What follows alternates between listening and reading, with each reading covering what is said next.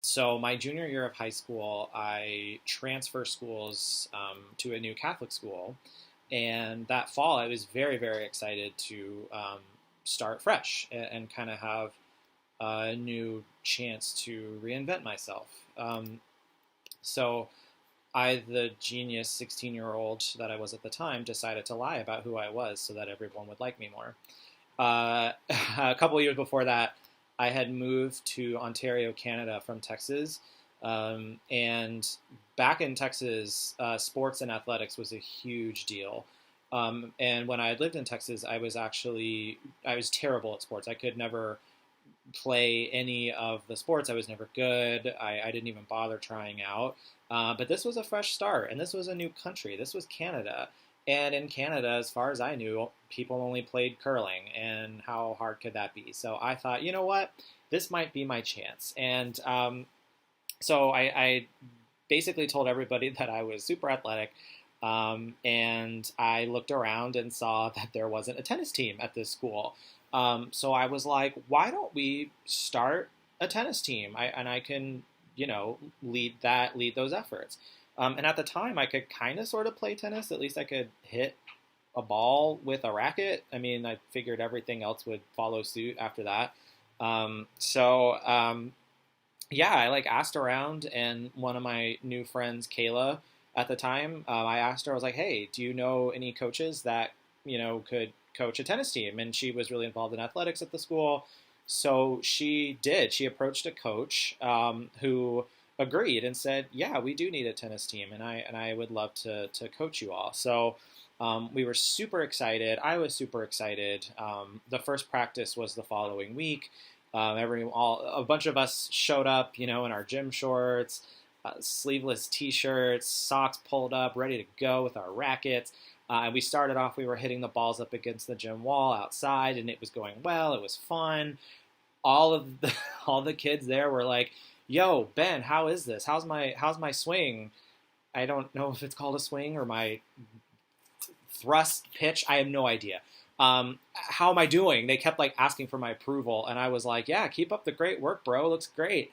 Um, and I would mess up a lot, and I'd be like, "Oh, sorry, y'all, I'm off my game today," even though I had no idea what I was doing. And it started out really fun. We were all having a lot of fun, and we kind of were just kind of messing around and trying things out.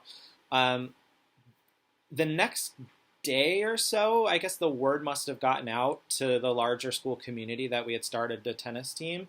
So a couple of days later, a bunch of new kids show up to practice. And we haven't seen them before. They have like sweatbands around their heads and wrists. They have really nice rackets. They look really athletic, like they know what they're doing. And I'm sort of like, oh, okay, this is gonna get interesting. So we start going to the courts. Then up until then, we had only been practicing like outside up against the gym wall, but now we're going to the actual courts to play.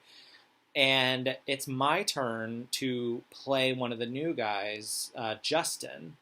And Justin, he smiles at me across, and I just sort of gulp. And he serves the ball, and I swear to God, I like shriveled up and disappeared. I don't really know what happened. It was just a blur, and it was awful, awful mess. I had no idea how to do anything. Um, and so after the game, I sort of like slumped my shoulders and hang my head low because I was like, oh shit, I done got caught. Um, and the coach, he comes up to me. It's the end of practice, and he sort of puts his arm on my shoulder and he says, Ben, I don't think I'm going to be able to use you this season. And I sort of stare at him and I'm kind of like, what are you talking about? I am the season. I started this season. Without me, there would be no season. I am the reason for the season, okay? But I think I just said to him, I was just like, okay.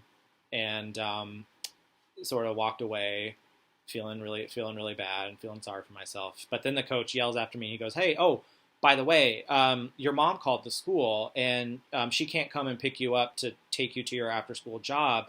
And so she asked if somebody could give you a ride, and I'm headed that way, so I can drive you to your job." And swear it was at the time the most terrible car ride of my life. So I am 16 years old.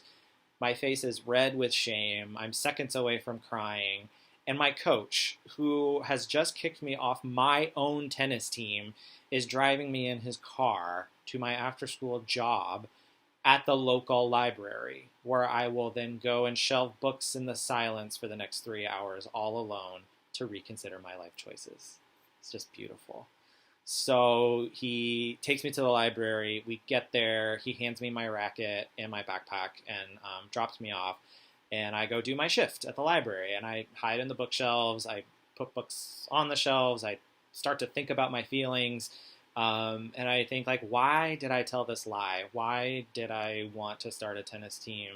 Why did I pretend to be somebody who I wasn't? Looking back, it's the same reason why any kid would do something like that. I wanted to feel part of something. I wanted to feel like I belonged and that I meant something to my community. So the good news is that the following year, I realized, okay, maybe I'm very bad at sports, but apparently I'm very good at starting them. So that year, I realized, you know what? We don't have a football team either. So I campaigned and started a football team that year, even though there was no chance in hell that I would ever be able to play on it. So now my old high school in Simcoe, Ontario, because of this awkward librarian kid who once lied about his athleticism and got kicked off his own tennis team, now has both a football team and a tennis team, even though there was no way I would ever play on either of them. Thank you.